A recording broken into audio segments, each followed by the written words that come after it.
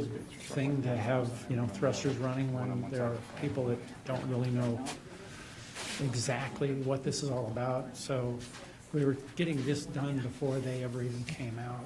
So I was on the outside doing lights check, checking with the acoustic, you know, give it a little scratch and see if they can hear you on the inside.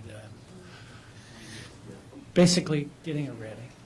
So I was in contact with that. They would say, you know, can you check to make, are the thrusters clear? Is everything ready for tests? And yes. Did you have any communications with the passengers? No. Well, I mean, the person I was talking to would either be the pilot or somebody that's working on the sub, but no, the passengers weren't even out there yet, literally. They were still on the ship.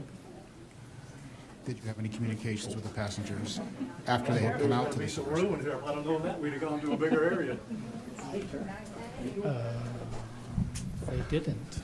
I mean, you're talking about other times, I suspect, right?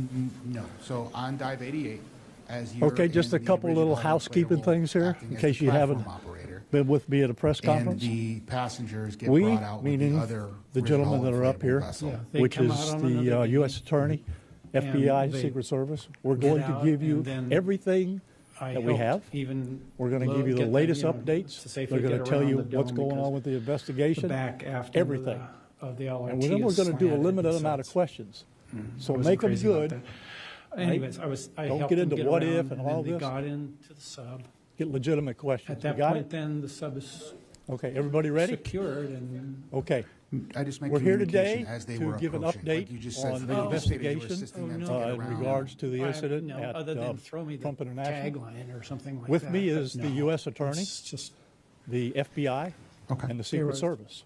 they were coming Just to in give on you a little different boat. information, I as was you well know, basically the road at the down end of there the on LRT with Summit several still other blocked people. off.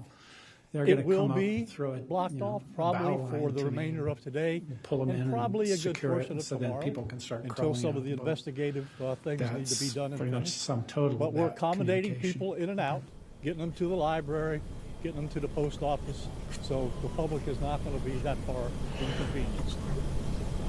The security level at Mar-a-Lago is the highest it can possibly be now. The road closures are back in place and will remain there. Checkpoints are in place. And my commitment to the Secret Service is to give them every possible resource for PBSO. Once they determine the level of security that they need, they will get all the resources possible. So having said that, I'll let you talk to the U.S. Are we in SPEV? Good afternoon. All right, bye. Thank you for joining us today. My name is Markenzie Lapointe. I am the United States Attorney for the Southern District of Florida.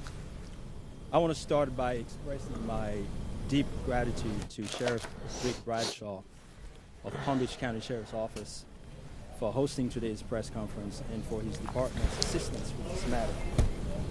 I'm truly grateful for their leadership. I'm also pleased to be joined by our partners in federal law enforcement from the FBI and the United States Secret Service, and also from ATF.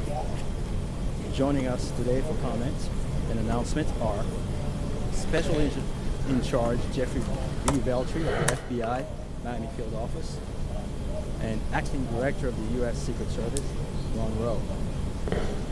I want to also thank the men and women in law enforcement who have been working around the clock in the initial phase of these ongoing investigations.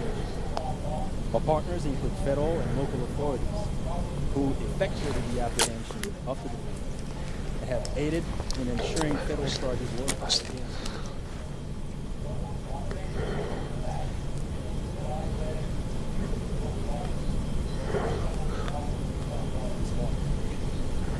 We're here to announce that Brian Wesley Ralph, 58 years old, of Hawaii, has been charged by a criminal complaint in the Southern District of Florida with firearms offenses related to an incident which occurred yesterday at Trump International Golf Course right here in West Palm Beach. Ralph was charged federally Hey, I hear with SPEV possession of a in firearm addition by a to convicted KTRK. felon and possession and receipt of a firearm with an obliterated serial number. He had his initial appearance today before magistrate. I'm telling you, I have been. in the federal courthouse in West Palm Beach. Now do you hear it?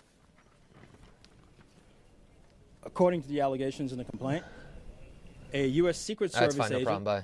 walking the golf course perimeter saw what appeared to be a rifle poking out of the tree line.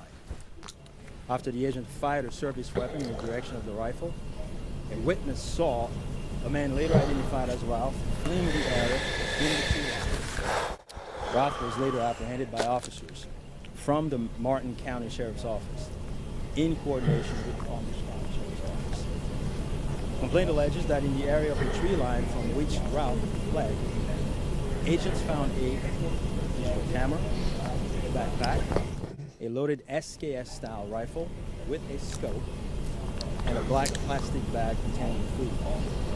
The serial Yes, I have you. Just a heads up. You guys are pumping out the special report and your live air on IFB. North Carolina in December 2002 and March 2010, and therefore was prohibited from possessing a firearm. The FBI is leading this investigation, this ongoing investigation. As the Attorney General stated earlier today, the FBI is continuing its investigation of this incident as an assassination attempt upon the former president. The investigation remains at its early stages. The entire Justice Department, including the FBI, They just killed me? the Attorney's Office for the Southern District of Florida, and the National Security Division are coordinating closely with our law enforcement partners to fully investigate and prosecute this matter. The charges we're announcing reflect the strong collaboration of the agencies represented here. The U.S. Attorney's Office, the Department of Justice, would be unable to carry forth our mission without the invaluable assistance of our federal, state, and local law enforcement partners.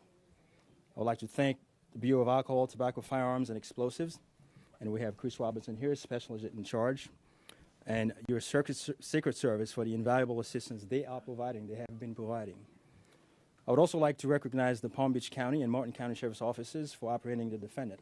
Again, without the local authorities to assist in those things, it would be literally impossible to accomplish the things we're able to accomplish on the federal side. I want to personally express my gratitude to the attorneys with the U.S. Attorney's Office for the Southern District of Florida and the Counterterrorism Section of the Justice Department's National Security Division for their nonstop work over the last 24 to 30 hours. Together, we will continue to work tirelessly to ensure accountability and the pursuit of justice. At this time, I will invite FBI Special Agent in Charge Jeff Veltri to the podium. After Special Agent in Charge Veltri completes his remarks, Acting Director of the U.S. Secret Service, Ron Rowe, will provide remarks before we open the floor for a few questions. On our end, given that this is a pending matter before the court and the investigation is ongoing, all comments will be limited. Thank you very much. Jeff.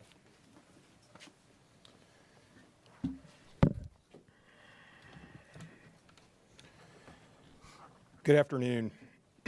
For a quick introduction, my name is Jeffrey Veltri, FBI Special Agent in Charge for the Miami Field Office.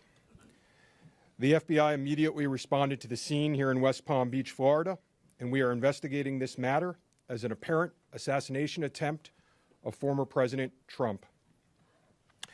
We view this as extremely serious and are determined to provide answers as to what led up to the events which took place.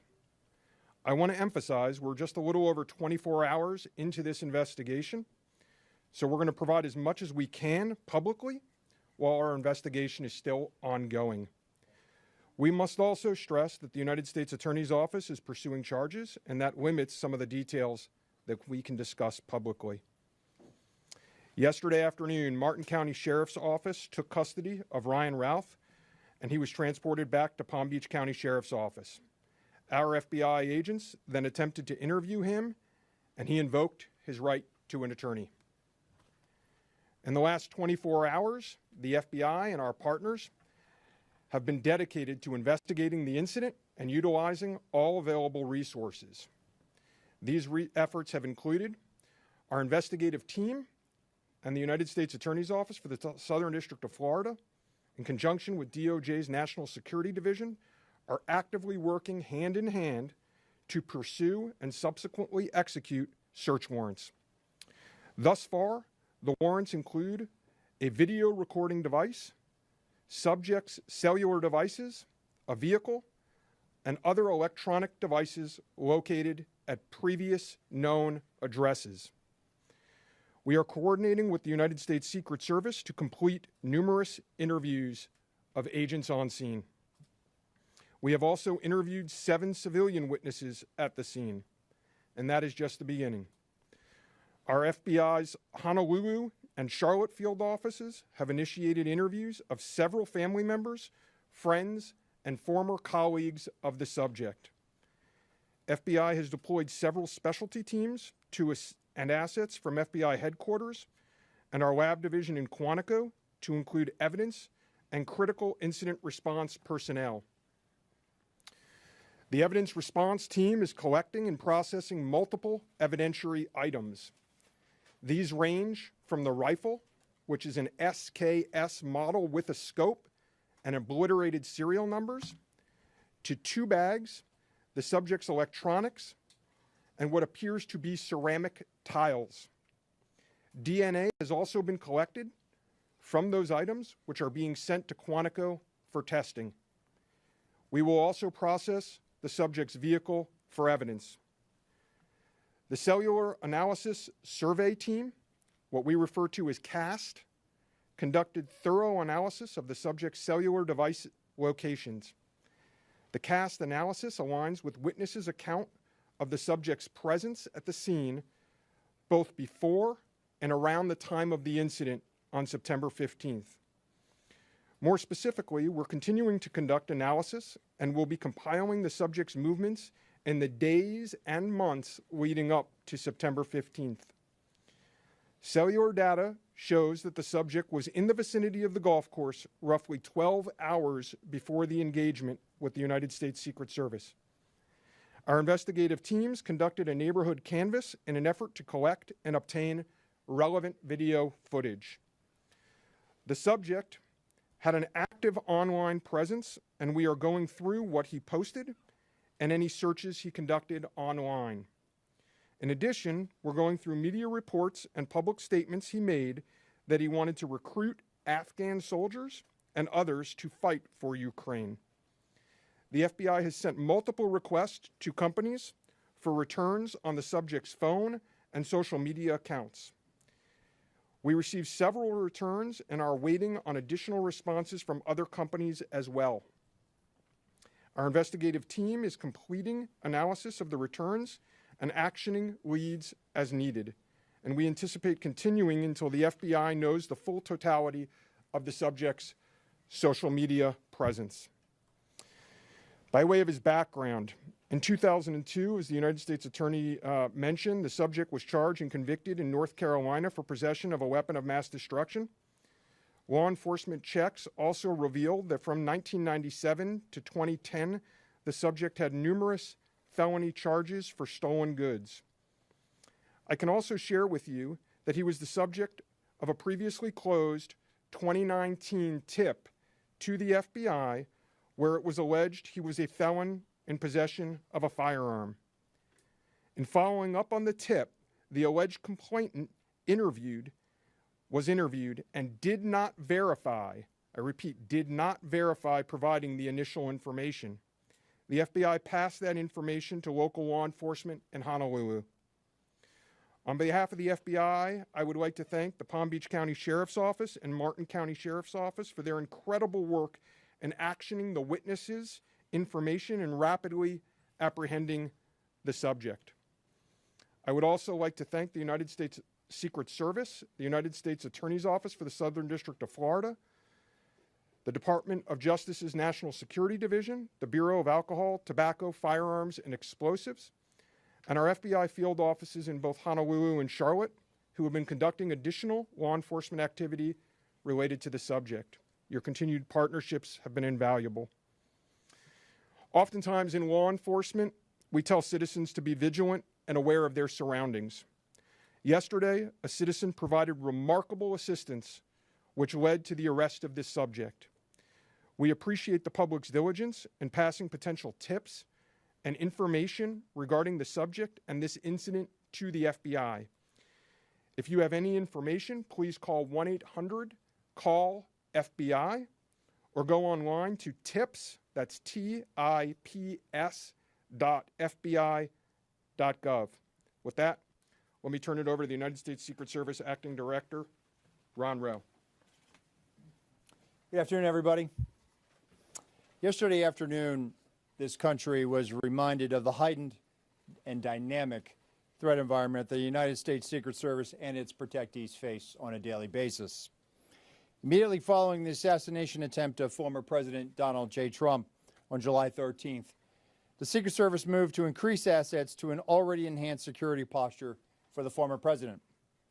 In the days that followed, President Biden made it clear that he wanted the highest levels of protection for former President Trump and for Vice President Harris. The Secret Service moved to sustain increases in assets and the level of protection sought. And those things were in place yesterday. At approximately 1:30 p.m., former President Trump was playing golf during an off-the-record movement to the Trump International Golf Course. A Secret Service advance agent supporting the front edge of the agency's layered approach to protection encountered an individual attempting to secrete himself in the wood line. This happened, the alleged gunman was on the public side of the fence near the 6th green.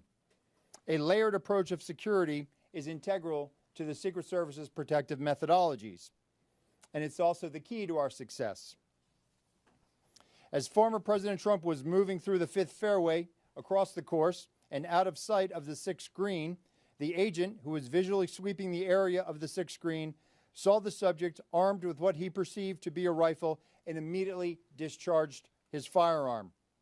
The subject, who did not have line of sight to the former president, fled the scene. He did not fire or get off any shots at our agent. With reports of gunfire, the former president's close protection detail immediately evacuated the president to a safe location. The protective methodologies of the Secret Service were effective yesterday. The former president's protective apparatus allowed for the early identification of the threat and led to a safe evacuation. The increased assets directed by President Biden were in place yesterday. These included the counter-sniper team elements, counter-surveillance agents on the exterior, counter-assault teams partnered with local tactical assets from the Palm Beach County Sheriff's Office, and counter-unmanned aerial system elements.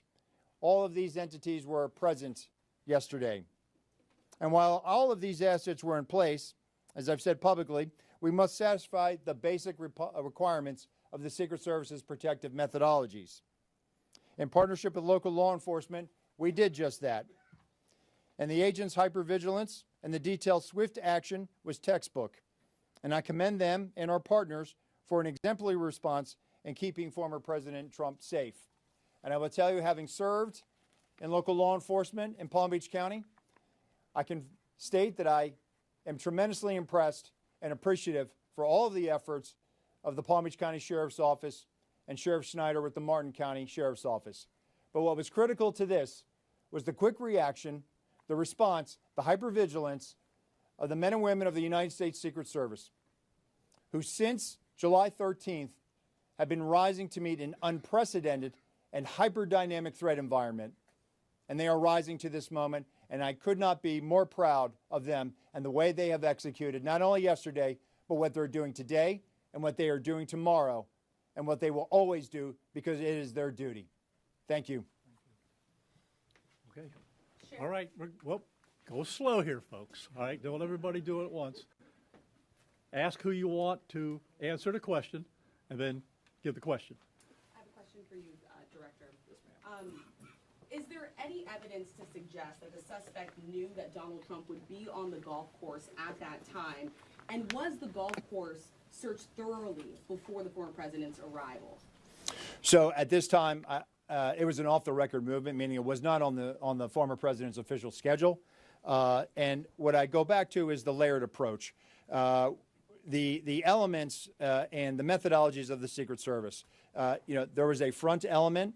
It did its job in sweeping ahead of the president. That's what identified this individual who was in that wood line. And the swift action of that agent doing his job, pushing out ahead, sweeping while the president was behind him several hundred yards and several holes away, out of sight from the gunman, did his job. And that was what alerted the detail, and the swift action is what triggered that. First question, was there any evidence to suggest that the suspect knew that Donald Trump was going to be on that golf course at that time? Based on what I know now, and it's an active investigation, I don't have any information on that.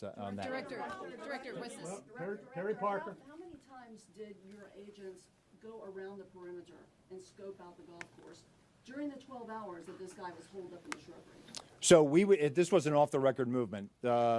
It wasn't a site that was on his scheduled, it wasn't part of his schedule. So there was no posting up of it because he wasn't supposed to have gone there in the first place. Director, let me ask you about the Secret Service. Garrett Haig. Have you briefed former President Trump on your findings so far, and has his campaign asked for any changes in his security going forward after yesterday? So, sorry. So I've had a conversation with the former president. We've explained and we've worked with the campaign. The president is aware that he has highest levels of protection that the Secret Service is providing him. Director, we constantly evaluate based on threat. And yesterday what we show is that our agents and our protective methodologies, and there's a lot of tactical assets in place, things that have been put in place as a result of what happened 60 days ago, those elements are working, and that demonstrates the redundancies that we have. And so we constantly evaluate. We'll of course, look at this and see what lessons learned from it. But as of right now, we are constantly evaluating that threat. And if we need to ratchet up additionally, we will. Yes, sir. Do we know when Ralph arrived in Florida in general, when he arrived in Palm Beach, the area? That's a question probably for the FBI. And if he's been at the golf course prior to this scoping it out.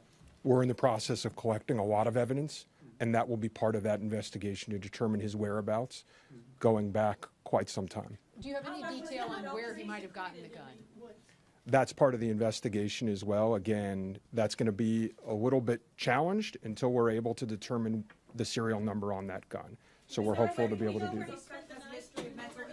We're still looking into that. The sheriff mentioned about the highest level of protection, that they would lock down the golf course. Was that a miscommunication then, being that President Biden ordered the highest level of protection? Do you want to take this, Sheriff? No, go ahead. Okay. So here's the deal. When it comes to Secret Service protection, we provide the highest level. So, for example, yesterday, counter-assault team elements. I'm not going to go into the number of personnel that we have out there, but we have the highest levels from Secret Service.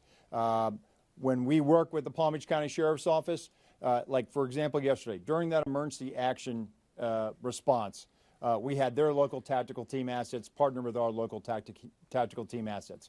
We had their helicopter up in the air, providing us 360 and situational awareness of the overhead for if there were any potential threats coming at us. So what we did yesterday was exercise our emergency plan based on the number of tactical assets and the highest level of protection that we are providing. The sheriff and I have talked. Now, clearly, when you go down Southern Boulevard right now and you try to get over to Palm Beach and you see the robust presence that's existing outside of Mar-a-Lago, the heavy uniform presence, the additional assets of the Secret Service. And for those of you that were here in 2017, when the president was in office, when you look at that footprint now and you look at it today, there's not much difference there. There's heavy uniform presence out there. And again, what I go back to is yesterday was an off-the-record movement. Off the record. And the president wasn't even really supposed to go there. It was not on his official schedule. And so we put together a security plan, and that security plan worked. Special Agent Daltrey, in terms of him being in the vicinity, Special Agent Daltrey, in terms of him being in the vicinity, based on his phone records, is there any evidence to show that Ralph was in the vicinity in the area before Sunday? And when you say in the vicinity, does that mean right there at that spot in those bushes, or could it have been, down the street at a restaurant? It was in very close proximity to where he was spotted by the Secret Service. In terms of your first question, whether he was there earlier, our investigation is still looking to determine that. Whoa. We're going to do two more. You get one. you. All right? Only 2 more. You get 1.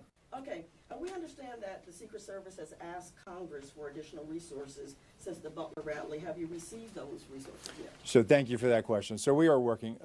Look, the Secret Service operates under a paradox of zero fail mission, but also that we have done more with less for decades.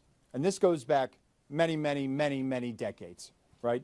What I can tell you is that we have immediate needs right now, and we have great support, not only from President Biden, and you saw his public statement today, where he said that, you know, he's going to direct his staff to make sure that the Secret Service has the resources it needs. We're having fantastic conversations with members of Congress. I've been up to the Hill last week. We are continuing to have those conversations. But the long and short of it is this. Coming out of Butler, I have ordered a paradigm shift. The Secret Service's protective methodologies work, and they are sound, and we saw that yesterday. But the way we are positioned right now in this dynamic threat environment, it has given me guidance to say, you know what, we need to look at what our protective methodology is. We need to get out of a reactive model and get to a readiness model. There could be another geopolitical event that could put the United States into a kinetic conflict or some other issue that may result in additional responsibilities and protectees of the United States Secret Service. And so we are working, we are making information available to all of our partners.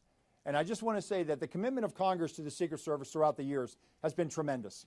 And we will continue to work with them and Secretary Mayorkas, whose support in making sure that we're getting what we need has been phenomenal. He is one of our biggest champions and our advocate. And so we're having these conversations, and I feel confident that we will get what we need. We have immediate needs. We have future needs, too. I need to make sure that our counter snipers are the best trained counter snipers in the world, that they are exactly doing what we need them to do, and that they match counterparts in the military in Tier 1 forces. And right now, we are working with Congress to make sure that we get those for our training facility. We also have a necessary need to make sure that we're getting the personnel that we have. And that requires us to be able to have the funding to be able to hire more people. You can't just give me money and say, hey, we're going to make sure that everybody gets overtime. Because the men and women of the Secret Service right now, we are redlining them.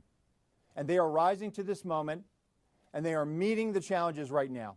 And if you look back at their body of work over the last 60 days, the Republican National Convention in Milwaukee, the Republican National Convention in Chicago, a visit of Prime Minister Netanyahu to Washington, D.C., and to West Palm Beach, which Palm Beach County Sheriff's Office supported.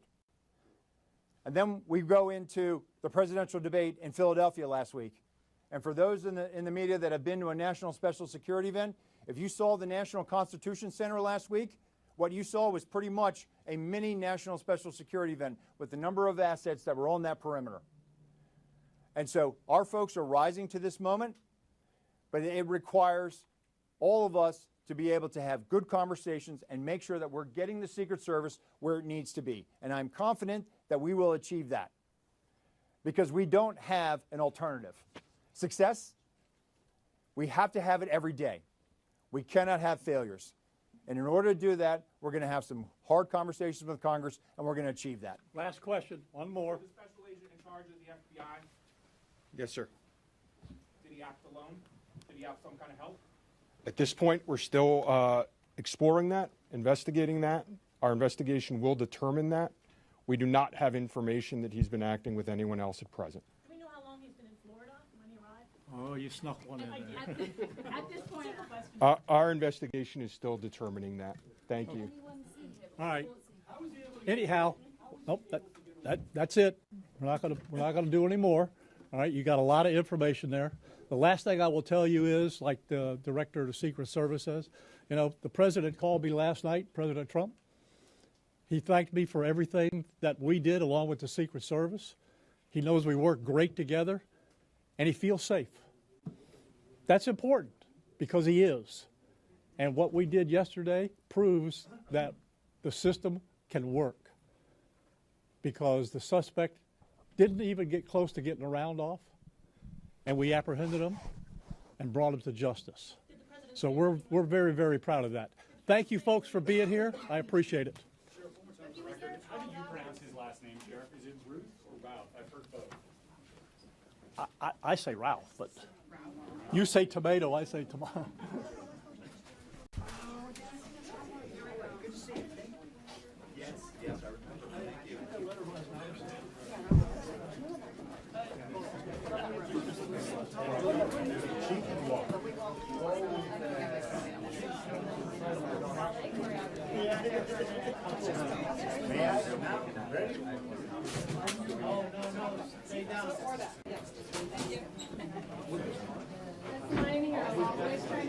Yeah, it's a saga.